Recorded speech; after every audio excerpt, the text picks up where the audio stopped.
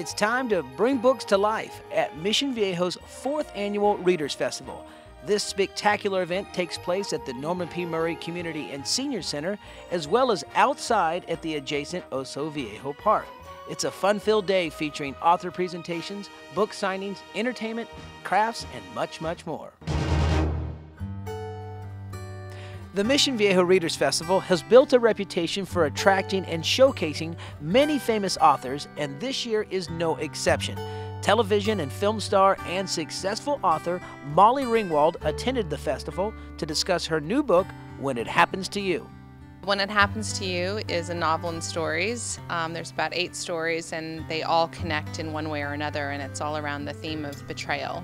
And it was a subject that I could write on with some authority, and it was just interesting. It's just kind of a deep subject matter. All of the characters in my book are very flawed and multidimensional, and that's really something that's always interested me in the films that I've chosen to do as well. So I think that's really the main connection. I would like to write a novel next. I might write a few short stories in the meantime, just to sort of get back into the writing habit. But I'm thinking about the characters and the dilemmas and the themes, and it's all I'm thinking about right now. And I'd also like to adapt When It Happens to You into a film. So I'm thinking about the best way to do that as well.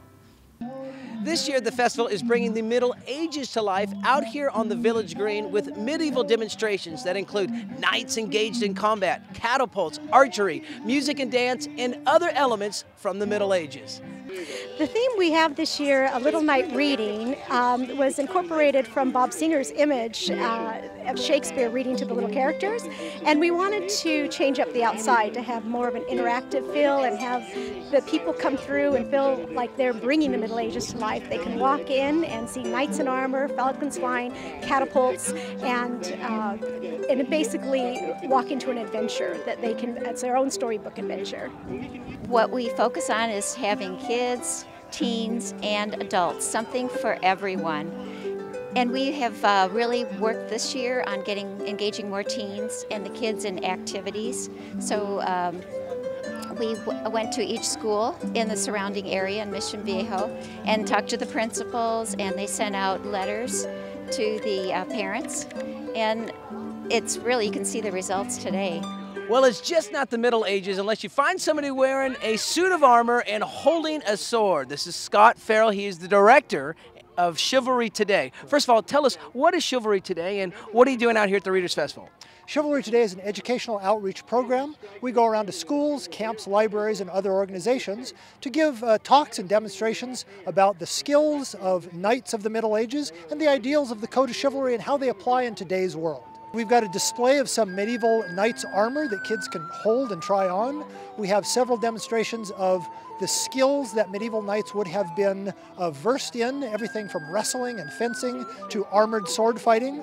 We've got a display of falconry with live birds of prey, of courtly music that knights would have enjoyed and danced to in the Middle Ages, and of medieval artillery, catapults that knights would have used in warfare in the Middle Ages. And in all those, we're talking about what the history of those skills are, and also how the ideals of chivalry applied.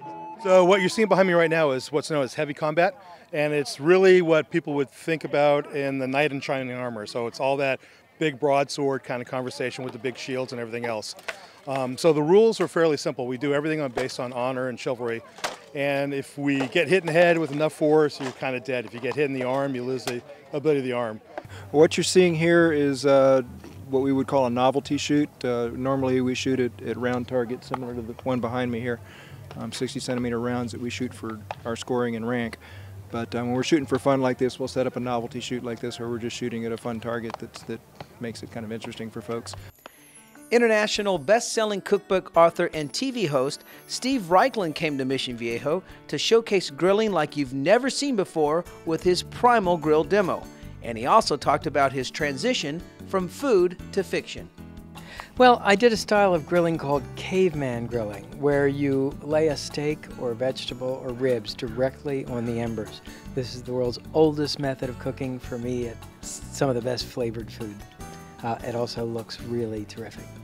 The Caveman T-Bone actually comes from my most recent book, which is called Planet Barbecue. It's the story of my travels around the world's barbecue trail, 53 countries, 6 continents, and more than 200 recipes. So you've gone from food to fiction. Tell me about that transition in writing your first novel, Island Apart. Island Apart is a love story set on Chappaquiddick Island in Martha's Vineyard. It's actually where my wife and I live half the year. And the idea is, it is a love story that involves a man who has fled society. He's called the Hermit of Chappaquiddick.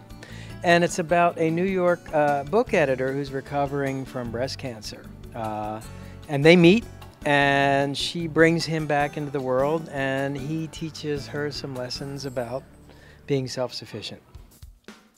From barbecue to soup and salad, the Readers Festival also featured a cooking demonstration from restaurant owner and cookbook author Zov Karamardian.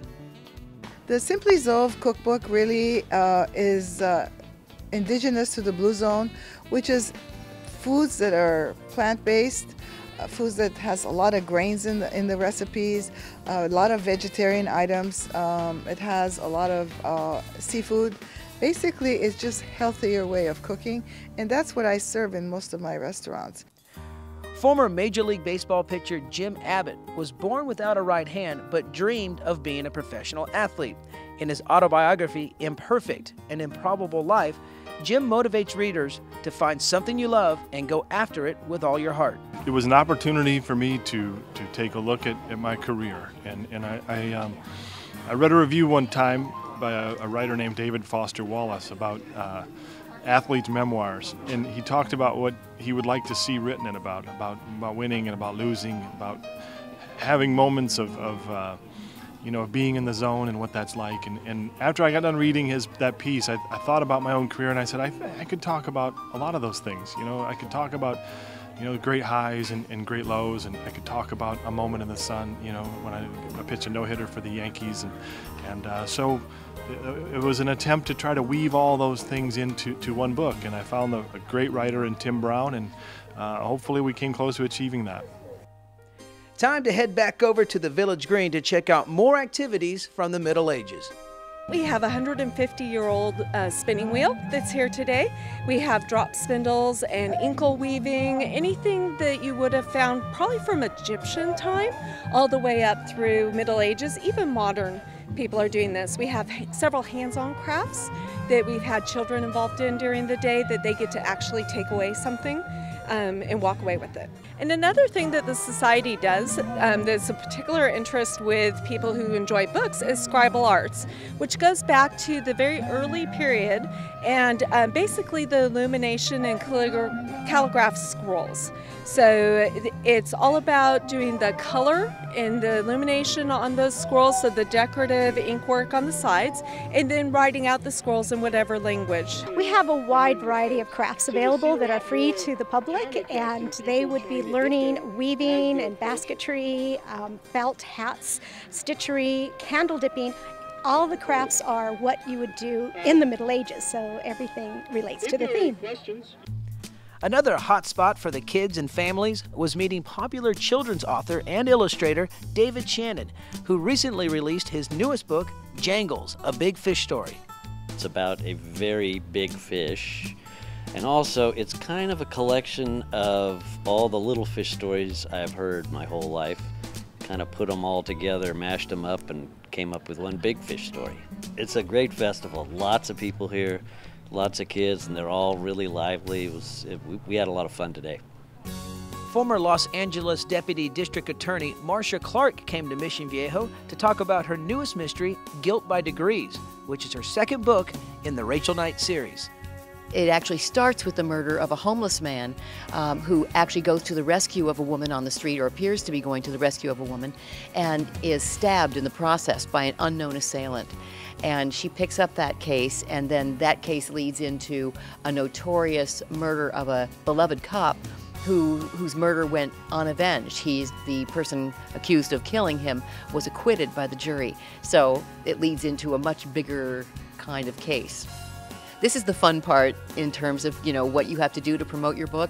The chance to meet the readers, the chance to come to beautiful places like this. I've never been to Mission Viejo. It's gorgeous. It's just gorgeous. And this festival is beautiful. So a chance to come out and do this, I would never have known about it or had a chance to do it. So it's terrific. Great time this year at Mission Viejo's 4th Annual Readers Festival. We had a wonderful list of authors this year and a lot of fun checking out all the cool medieval activities out on the Village Green. And I think the perfect way to end this very cool day is to be knighted by Queen Elizabeth. In the name of God, Saint Michael and Saint George, we do prefer and create thee, knight. Arise, Sir Garth. Hip hip, huzzah!